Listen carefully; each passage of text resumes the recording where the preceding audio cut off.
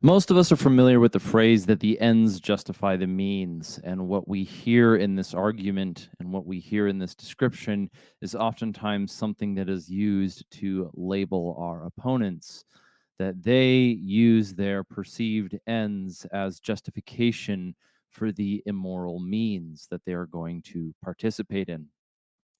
But there's a much deeper issue, and I think this is a subject that needs to be addressed multiple times. And so this first time is being prepared as we are approaching the Christmas season, and as I'm working on a rather long document that isn't particularly for this channel, but is part of the inspiration for it.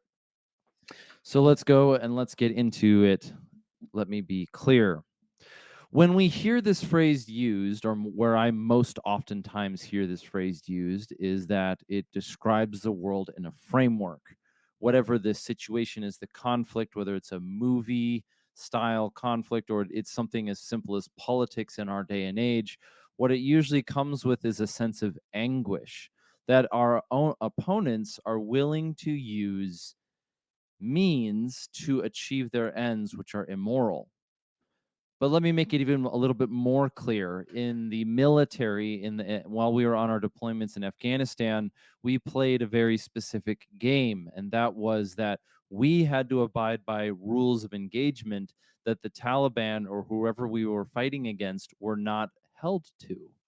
The modern recreation of this problem is the Israel-Palestine conflict, where Israel is held to a standard where their means are justified regardless of their ends, whereas the ends of the Palestinians, according to their support in the United States, are seen as a justification grand enough in order to support or permit any of the means, the kind of terrorism that they exhibit. And so let's break down these two terms: the ends, the end goal, the objective, the purpose, the direction of the stated people or the claimed, outcome is used as justification for the means or the method by achieving that outcome. There are ways that this is portrayed in the short term and the long term, but I want to provide three, if not technically four, arguments on not only why this is the case, but why this is the mentality of a people being defeated. So let us begin with this episode: why the ends never justify the means. First of all, the argument is incomplete. It's more often a call to action or a mission. It's not really a mission statement. In my notes and in my argumentation and the way that I see this presented, when people talk about this kind of phrasing, let's go back to the example where we are described, or whoever is speaking, the people he is speaking to are being described as the good guys. They are up against whoever it is, the bad guys, the barbarians, the hordes, the other peoples, the whatever, their political opponents. The argument is that we are held to a standard, but they are not, because they are using not only the ends to justify their means, but it oftentimes comes out in these phrases: in order to win the battle, we must fight like they do. In order to compete against this opponent, we have to fight the way that they are fighting the fight. It is not necessarily that we are lowering ourselves to their level, but we are meeting them on equal ground.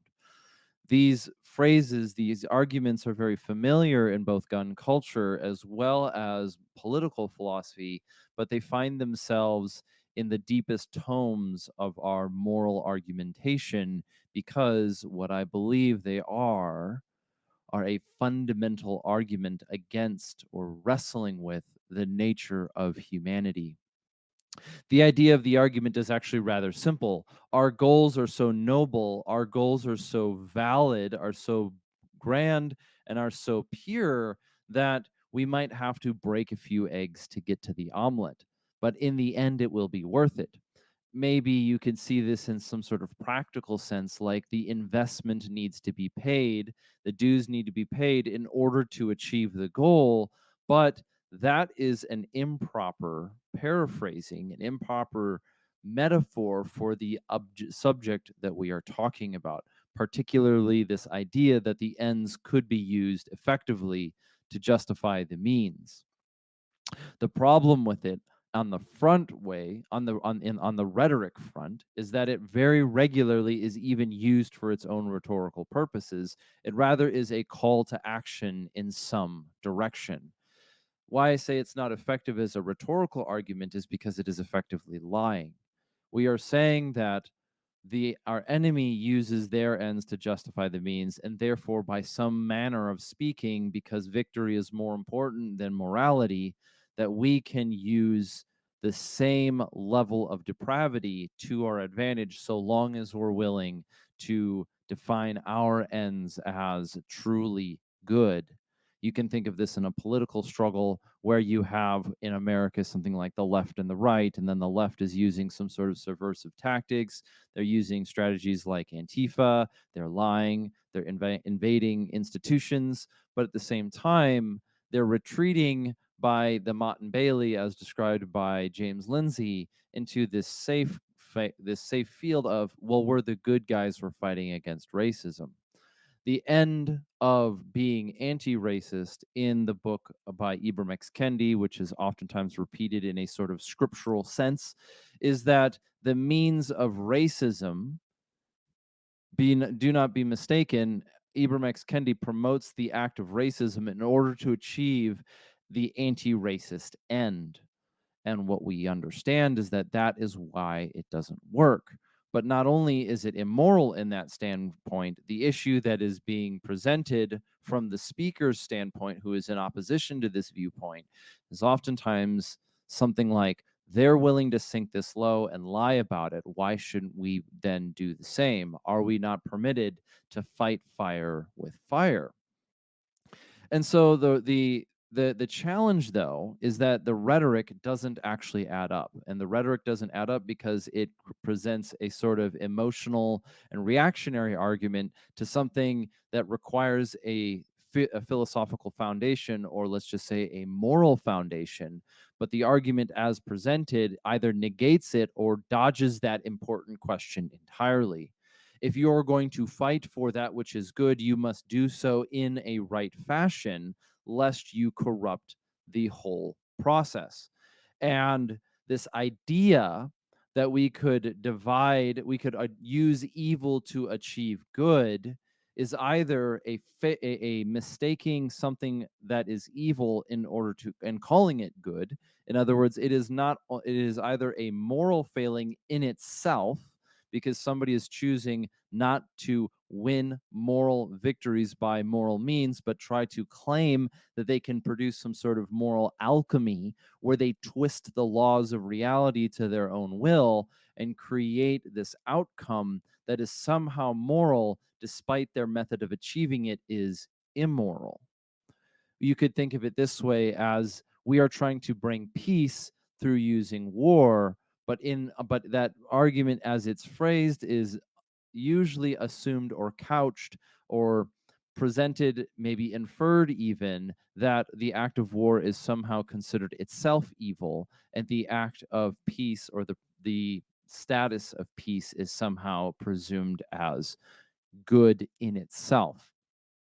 This is a very classic argumentation that doesn't hold up to scrutiny very well against history, especially when it comes to history of violence or history of ethics regarding violence, because if we were somehow going to categorize all of warfare itself, all of violence in any capacity, as inherently evil, then we would either be, as Christians, required to condemn the author of morality itself with conducting some form of evil, or we would be trying to seat ourselves in the position of godhood, perhaps simultaneously, as the arbiter of morality ourselves. But not only that, it doesn't hold up in any sort of rational sense, because we see that while the use of force is pragmatic for the use of self-defense, there is also this thing called justice. And in the events where the perpetrator goes free, where justice is not served, as Christ says, I did not, I come to bear the sword, um, then if where justice is not served, the people suffer. There is no situation in the world that you exist in, that we survive in, where justice is foregone but the people prosper. So if your metric for morality as being present in a society is the prospering of a people, then you must condemn the lack of justice, which will necessarily include an element of violence, particularly in the execution of justice against those who act immorally against others, be it through a rights-based system or an ethics built in a theological system. The answer is the same. So the argument does not hold up really, this idea, the argument that the ends can be used to justify the means, it does not hold up in a moral sense because of either it is alchemical and therefore anti-natural or oppositional to natural, even the created order, or it is not, or it is either that, or it is that in conjunction with, or similarly, something like replacing or trying to replace oneself as the arbiter of morality, saying that my ends are somehow on the equivalent level of determining that which is moral in on the level that is restricted or reserved solely for that which we consider to be God. The ends don't justify the means in a moral framework because they either betray the ending through the means by producing evil, expecting it to somehow produce good, or it is an incomplete understanding of the means that must be accomplished or must be performed in order to accomplish said good, or quite simply, it's somebody cutting moral corners. Now, you can cut corners when it comes to work, and you can do hacks, as people like to say in the early 2000s and the 2010s, life hack or culture hack or social media hack. But the things that these hacks have, these systems describe, that fail on the moral plane, is that they are only limited to the perception of man, whereas morality is not. When we cut corners in morality, well, the first example that we see of this happening even in the Bible, the end result is murder, Cain and Abel. So when we are pursuing just and good ends, if we are trying to cut corners, specifically the moral corners, to get there, all history, all moral argumentation comes to understand, comes to claim that it will produce not good, but evil. The road to hell, by the way, is paved with good intentions. This is not an unfamiliar phrase. It is not an original thought, by no means of my own. In fact, we hear it often, but it is the perfect attachment to this idea that the ends can be used to justify the means. We look in the way that our political systems and our culture have embraced this idea that the end of some form of peace through multiculturalism justifies the violence, segregation, and destruction that's needed to produce some sort of equity, which never comes to fruition. That is a fundamental flaw in the equity argument. Is not only does it not work, what it produces is worse than what it started as, because it is a system built in resentment, couched in immorality, and baked into its soul the destruction of that which is good. But the other issue, and a little bit more pragmatic approach to this argument or this problem with the ends justifying the means, is it doesn't even work in the long term. You can imagine a story where a king is trying to look after his people. He's benevolent, he is caring, he is all of the moral things, and he is faced against some sort of Lord of the Rings 20th anniversary, by the way. He is couched in some, or he is placed in some sort of Lord of the Rings style scenario where he is up against something that is clearly evil. If he ends up cutting moral corners or using his perceived moral outcome as justification for immoral means of achieving there, what we typically discover in our stories that tell truths about the world that are deeper than science has the physical capability to handle is that he very often lives to become the bad guy. There is a short term, a microcosm example of this that the Europeans explored when it came to the origination or the production of not only just war theory, because that's really more Augustine, but in how it was entertained in the 17, 18, and 1900s, particularly the recognition that if we allow our armies to conduct immoral acts against our enemy citizens, we not only fail to defeat the enemy, maybe in some sort of Pyrrhic victory, but we also end up creating generational resentment, and the conclusion of the war is not final. Now, not only is right wing politics, but so much of American culture has been kind of, well, at least the conservative side of American culture has for the longest time looked at not only political struggles, but cultural struggles in a Clausewitzian sense that is going to have a decisive battle, a key moment, a moment of victory that shifts from near defeat to glorious outcome or something like that.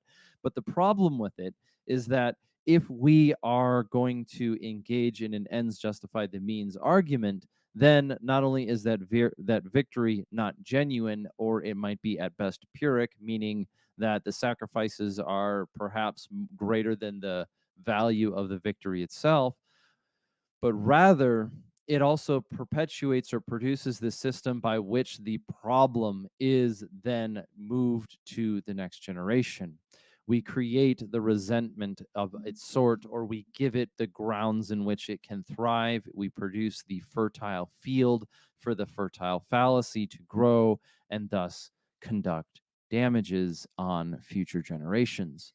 But there's a more historical method of describing this problem and how it is played out in American history, particularly around, let's call it World War II to the contemporary time.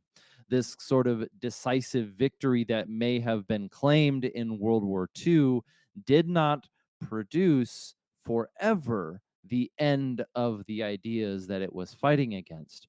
Rather, we are once again seeing those wicked ideas, that wickedness manifest in new ways in our world. One might be tempted to say that while World War II was a temporary victory against a long-term problem, what we might want to argue is that what happened in Hiroshima, Dresden, and so forth did not actually go far enough to produce victory, or that the method of achieving victory by the Allied forces built the groundwork upon which generations would build in resentment. A closer to home or closer to our worldview time or our time frame example of this would be how perpetual conflicts in areas like the Middle East provide material for those who have no intent to do good to further justify their ill actions. It's this problem where there will be people out there who have no intent of doing good, will never intend to do good, and have no intent of changing their worldview to understand that they are, in fact, the bad guys of this scenario. Now, those people may not be able to be convinced by rhetoric or logic or reasoning. And when they intend to commit acts of atrocity, then are justly met with the sword. But the problem being said is it is a strategic failure to give them continual ammunition by which to harbor and grow resentment in the area. It doesn't mean that every action that we do will be good, but when we are pursuing the means to our goals, we must take account in the long-term consequences and ramifications of the shortcuts and the corner cutting that we might try to take in order to achieve it. But more importantly, back to this von Clausewitz idea of warfare being, in this case, where the two armies clash and there's a decisive victory, we also recognize that that is not historically accurate. It is historically accurate in clashes between governments with very distinct worldviews and goals and objectives, but in the long term, in the cultural, in the philosophical, it is quite simply not the case. More importantly, for those who are Christians, there will be no decisive victory. There will be no final victory over evil until Christ returns. So then, Are we producing an idol of our own sense of justice when we think of ourselves as somehow capable of producing a final victory, a decisive battle alone against the opponent, against the evil and the darkness of this world? That is a question worthy of introspection for each one of us, whether or not you consider yourself religious, because the way that you answer that question will determine where you fit in the moral argument of the spiritual war. But let us return to that concept for this component. Another issue with this problem that talks about the ends being used as justify the means, is that it is an improper framework by which how we perceive conflict alone. We like to simplify it into a war, a battle, a conflict between two forces. But what we learn very much so is that the struggle against evil, be it political, cultural, social, economic, or even medical, and so long and so forth, right? This pervasive concept of evil is that it never ends. You will never be able to defeat the evil that is referred to as communism in a final device or decisive battle, because the mentality and the pervasiveness of that worldview particularly grows out of the immorality of human nature. The idea that we could achieve some sort of utopia, or that mankind could somehow be the arbiter of equity in some sense, is fundamentally built into the sin nature after mankind fell from grace. There are other examples of how this plays out, but we can see manifestations in it in our day to day. And this is a call for a change of mindset, a paradigm shift in the true form of how we think about spiritual warfare, is that it is not something that we will be able to win in a decisive victory. There will be no Donald Trump election victory concept that will get rid of this sort of evil forever. Rather, the idea that evil exists in our world is a constant thing that we will constantly have to be vigilant against in ourselves, in our families, in our communities, and in our countries. There is no way to completely and finally end it. Just look at something as simple as the Second Amendment within the United States Constitution. It was written so clearly and so painfully directly, yet still to this day we engage in arguments over it, on whether it really said what it actually said, and who wrote about it, and who cared about it, and whether or not it applies to today, and on and on and on. And the more we engage in that argument, the more that we see that that kind of argument is presented, the more that we realize that the lack of knowledge of the opposition to your right to bear arms is not only malicious, but it is ignorant as well. And the ignorance that it pervades, it lives on, it thrives on, is an ignorance that must be maintained by malice. There is no moral argumentation for your restriction of rights to bear arms. They are simply ends justify the means arguments, which is why in every case, in every time throughout history, it will always produce an evil more destructive than the bad that it claims to be fighting against. When you engage in the ends justify the means argument, you are either worshiping yourself as some sort of godhood, or you're producing in yourself this idea that will become a manifestation of the very evil that you seek to destroy. In the way that we look at conflicts, in the way that the American needs to look at the American needs to look at the way that we observe the paradigm of moral conflict and cultural conflict in this world, is not something that we win. The culture war, as it is described, does not have an end date. It just goes on. And what we are seeing in our world in the West is that some people believe in it and others do not. And those who believe in it, who believe in the success and the furthering of their culture, are bringing it to the White House, and they are bringing it through our halls of academia. They are introducing it to your children, and the warning sign is not that they are willing to stoop so low that we must try to meet them at it. What we should be asking ourselves is, why do they believe something with such conviction that they are willing to act on it, but I do not? If I am not willing to participate in the battle, then unfortunately you are not a conscientious objector, you are merely a casualty. There is no space.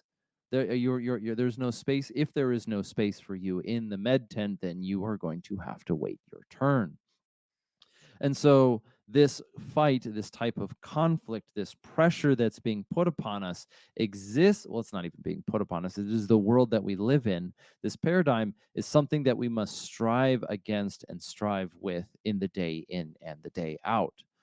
In a way, in a method, if you look at the conflict in our world as something greater than merely a physical argumentation between economic structures and lumps of cells who have somehow claim to have acquired some sort of self agency and so on and so forth, then if you are looking at this conflict between good and evil as the spiritual war that it is, then what I am calling you to understand is that there is no clear victory that we can achieve other than the clarity of action going forward.